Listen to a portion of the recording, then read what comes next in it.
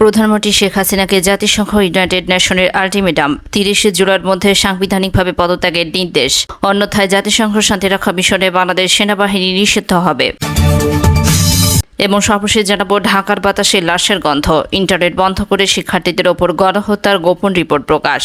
এতক্ষণ শুনছিলেন সংবাদ শিরোনাম, এখন থাকছে বিস্তারিত। চলমান কোটা বিরোধী আন্দোলনে পুলিশ, র্যাব, সেনাবাহিনী সাঁড়াশি অভিযানে শিক্ষার্থীদের ওপর আইন বহির্ভূতভাবে প্রাণঘাতী অস্ত্র ব্যবহারে অসংখ্য ছাত্র নিহত হয়েছে। জাতিসংঘ ইউনাইটেড নেশন ধারণা করছে অন্তত 500 ছাত্রকে হত্যা করা হয়েছে এই অভিযানে। এই গণহত্যা বহির্বিশ্বের চাপকে সামাল দিতে ব্যর্থ হচ্ছে প্রধানমন্ত্রী। ক্ষমতাসীন আওয়ামী লীগ সরকারকে কোনো অনিশ্চিত শর্তে জাতিসংঘ থেকে বলা হয়েছে যে শেখ হাসিনা সরকার ক্ষমতা থেকে সরে দাঁড়ানোর কথা বিবেচনা করতে পারে এবং 30 জুলাইয়ের মধ্যে জাতীয় সংসদের স্পিকারের কাছে দায়িত্ব হস্তান্তর করতে পারে। সাধারণভাবে আওয়ামী লীগ এবং বিশেষ করে শেখ হাসিনা ক্ষমতা ত্যাগ করার জন্য জাতিসংঘের চাপকে অনায়াসে মেনে নেবেন, অন্যথায় জাতিসংঘ শান্তিরক্ষা মিশন বন্ধ হবে। বিশেষ করে এমন সময় যখন নির্বিচারে পাখির মতো ছাত্রদের ওপর গুলি চালিয়ে হত্যা করা হয়েছে। এছাড়াও ব্যাপক নির্বাচনী কারচুপির অভিযোগ রয়েছে। বর্তমান সরকারের বিরুদ্ধে মানবাধিকার লঙ্ঘন, অপশাসন অন্যান্য বিষয়ের মধ্যে নাম প্রকাশ না করার শর্তে কঠোরভাবে কথা বলতে গিয়ে সূত্র জানায় যে 25 জুলাই পররাষ্ট্রমন্ত্রী হাসান মাহমুদকে জাতিসংঘ মহাসচিবের মুখপাত্র স্টিফেন ডুজারিক এই বার্তাটি ঊর্ধ্বতন বাংলাদেশি কর্মকর্তাদের কাছে পৌঁছে দেন। বাংলাদেশে অন্তর্বর্তীকালীন অবাধ, সুষ্ঠু ও অংশগ্রহণমূলক নির্বাচনে জটিল ইস্যু উত্থাপনের পাশাপাশি জাতিসংঘ শান্তিরক্ষা মিশনের সেনা প্রেরণ হুমকির মুখে পড়েছে। এছাড়া জাতিসংঘের শান্তিরক্ষা মিশনে আইনশৃঙ্খলা রক্ষাকারী বাহিনীর সদস্যদের পাঠানো এবং তারা যাতে মানবাধিকার লঙ্ঘন না করে তা নিশ্চিত করার বিষয়টি নিয়ে আলোচনা হয়েছে। ভিডিও বার্তায় পররাষ্ট্রমন্ত্রীর সাথে উপস্থিত ছিলেন বাংলাদেশের পররাষ্ট্র মন্ত্রণালয়ের মহাপরিচালক মাসুদ আলম। বাংলাদেশের পররাষ্ট্র সচিব তীব্র প্রতিক্রিয়া জানিয়ে বলেছিলেন যে বাংলাদেশ তার অভ্যন্তরীণ বিষয়ে অপ্রয়োজনীয় বিদেশি হস্তক্ষেপ আপত্তি করে। সূত্রগুলো জানিয়েছে যে শেখ হাসিনার সামনে জাতিসংঘ মুখপাত্র ডোজারিক দুইটি বিকল্প রেখেছিলেন। প্রথম বিকল্পের অংশ হিসেবে শেখ হাসিনার সরকার পদত্যাগ করতে পারে এবং রাষ্ট্রপতি মোহাম্মদ শাহাবুদ্দিনের কাছে ক্ষমতা হস্তান্তর করতে পারে। জাতিসংঘ মহাসচিব মুখপাত্র স্টিফেন ডোজারিক হাসান মাহমুদের সামনে উত্থাপন করেন একটি সত্যিকারে অবাধ, সুষ্ঠু, অংশগ্রহণমূলক এবং অন্তর্ভুক্তিমূলক নির্বাচনে পথ প্রশস্ত করার আগে 30 জুলাইয়ের মধ্যে বর্তমান আওয়ামী লীগ সরকার স্পিকার শিরীন শারমিন চৌধুরীর কাছে ক্ষমতা হস্তান্তরের সুপারিশ করেন। বাংলাদেশের নেতৃত্বের সামনে উপস্থাপিত দুটি বিকল্পের ভিত্তি ছিল যে উভয় সংবিধানের কাঠামোর মধ্যে এবং তাই সরকার দ্বারা কাজ করা এবং বিবেচনা করা যেতে পারে। বাংলাদেশের সংবিধানের 4th খণ্ডের 2য় অধ্যায় বলা হয়েছে, 1. প্রধানমন্ত্রী পদ শূন্য হয়ে যাবে ক যদি তিনি রাষ্ট্রপতির হাতে পদত্যাগপত্র জমা দিয়ে যে কোনো সময় পদ থেকে পদত্যাগ করেন, অথবা খ যদি তিনি সংসদের সদস্য হওয়া বন্ধ করেন। 2. প্রধানমন্ত্রী সংসদের সংখ্যাগরিষ্ঠ সদস্যদের সমর্থন ধরে রাখা বন্ধ করে দিলে তিনি হয় তার পদ থেকে পদত্যাগ করবেন বা সংসদ ভেঙে দেওয়ার জন্য রাষ্ট্রপতিকে লিখিতভাবে পরামর্শ দেবেন এবং যদি তিনি সন্তুষ্ট হন তবে রাষ্ট্রপতি তা করবেন।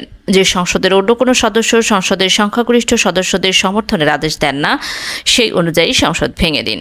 এছাড়াও সংবিধানের 54 অনুচ্ছেদে বলা হয়েছে যে যদি রাষ্ট্রপতি পদে শূন্যতা দেখা দেয় বা রাষ্ট্রপতি যদি তার অনুপস্থিত, অসুস্থতা বা অন্য কোনো কারণে তার অফিসের কার্য সম্পাদন করতে অক্ষম হন তবে স্পিকার সেই কার্যকরী সম্পাদন করবেন যতক্ষণ একজন রাষ্ট্রপতি নির্বাচিত হন বা যতক্ষণ না রাষ্ট্রপতি তার অফিসে কার্যভার গ্রহণ করেন।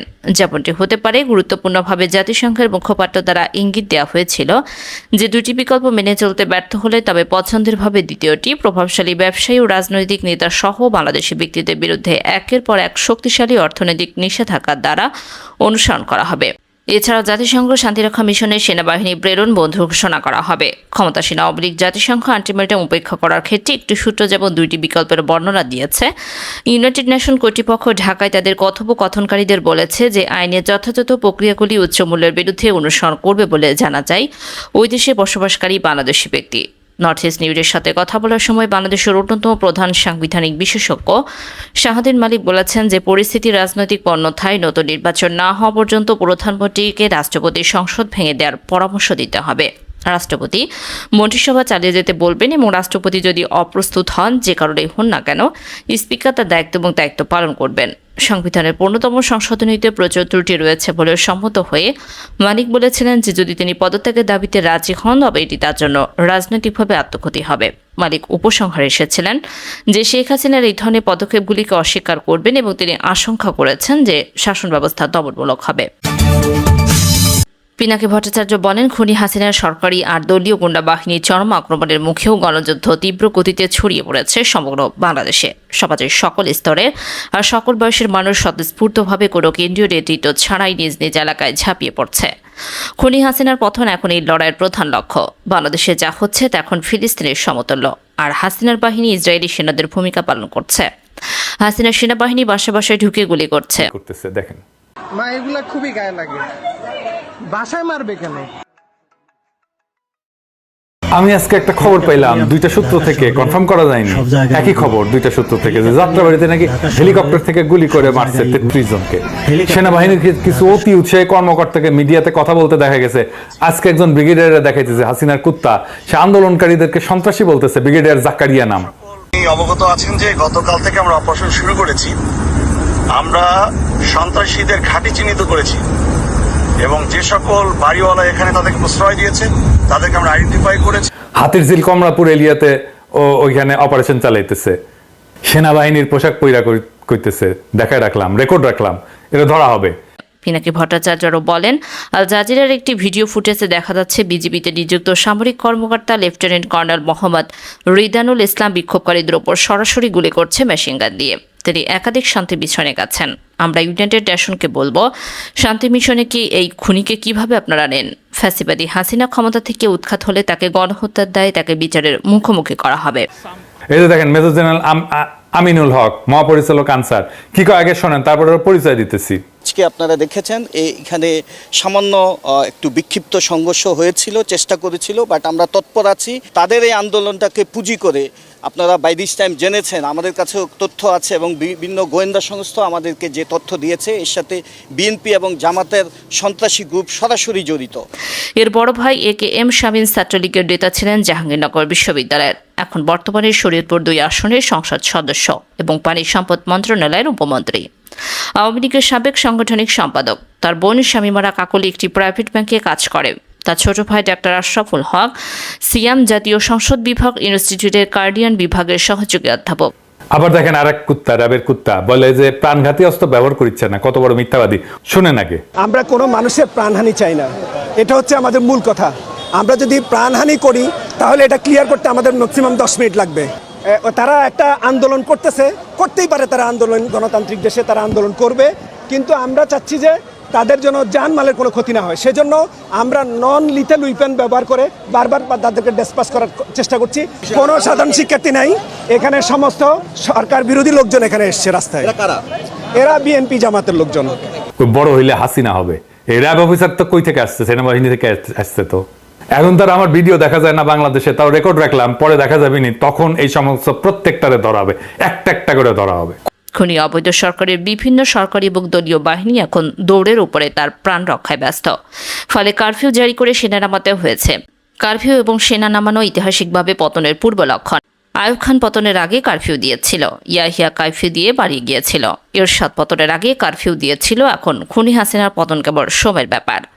সরকারি অফিস বন্ধ ঘোষণা করতে হয়েছে, কারণ সরকারি আমলারা অফিসে যাওয়ার পথে জনতার হাতে আক্রান্ত হতে পারে। হাসিনার দলের লোকেরা এখন বাড়ি ছাড়া ভয়ে বাসায় থাকছে না। হাসিনার আমলে জনতার যুদ্ধকে নস্যাৎ করার সরকারি চক্রান্ত ব্যর্থ হয়েছে। আদালতের রায়কে প্রত্যাখ্যান করেছে জনগণ। লড়াই থামেনি, কারণ একটাই, তারা একটি কোটা সংস্কারের লড়াই নয়। জনতার এক দাবি, খুনি হাসিনার পতনের আগেই গণযুদ্ধকে থামবে না, সেটা এখন পরিষ্কার। পিনাকি ভট্টাচার্য বলেন, সমাজের প্রত্যেকটি অংশ এক হয়েছে হাসিনার বিরুদ্ধে। এর একটি অংশ ডিফাইনিং মুভমেন্ট। এই টাইমটা আসতে হয় রাজনৈতিক পরিবর্তনের জন্য। আমার অভিজ্ঞতা 1990 এরশাদ পতনের আগে আমি ঠিক এই সময়টাই দেখেছিলাম। আমার মনে হয় আগামী 1 সপ্তাহের মধ্যে বাংলাদেশের ভাগ্য নির্ধারণ হয়ে যাবে। ঢাকা শহরের অবস্থা ভয়াবহ। বাসায় বাসায় কারেন্ট নেই কারণ পেমেন্ট করতে পারছে না, নেট বন্ধ। মানে আপনি এটিএম বুথ থেকে টাকাও তুলতে পারবেন না, বিল দিতে পারবেন না, ইলেকট্রিসিটি না থাকলে পানি তুলতে পারবেন না, বাসায় পানি নেই, খাবার নেই, দোকান খুলছে না কারণ লুটপাট হয়ে যাচ্ছে দোকানগুলো। ঢাকার কোনো খাবার ঢুকছে না বাইরে থেকে, কোনো ইকোনমি অ্যাক্টিভিটি নেই, প্রবাসী রেমিটেন্স পাঠাতে পারছে না।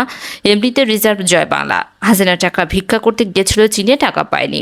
ব্রিজ, টোল প্লাজা থেকে শুরু করে সেতু ভবন, টিভি ভবন, অসংখ্য স্থাপনা সহ পুলিশ র্যাবের গাড়ি পুড়িয়ে দিয়েছে জনতা। হাসিনা রক্তশূন্য হয়ে পড়বে। এখন বলছে ছাত্রদের দাবি মেনে নেওয়া হবে, অথচ 2 দিন আগে তাদের রাজাকারের বাচ্চা বলে গালি দেওয়া হয়েছিল। এখন তাদের হাতে পায়ে ধরে কান্নাকাটি করছে একটি ডিল করার জন্য। তারা নাকি ডিলও করেছে, ছাত্র নাকি আন্দোলন তুলে নিয়েছে। আন্দোলন থামেনি, কারণ এখন একমাত্র ডিল হলো শেখ হাসিনার পদত্যাগ এবং তার পেটুয়া বাহিনীর বিচার। শত্রুকে খতম করার তার শ্রেষ্ঠ সময় হলো তার দুর্বলতম মুহূর্ত।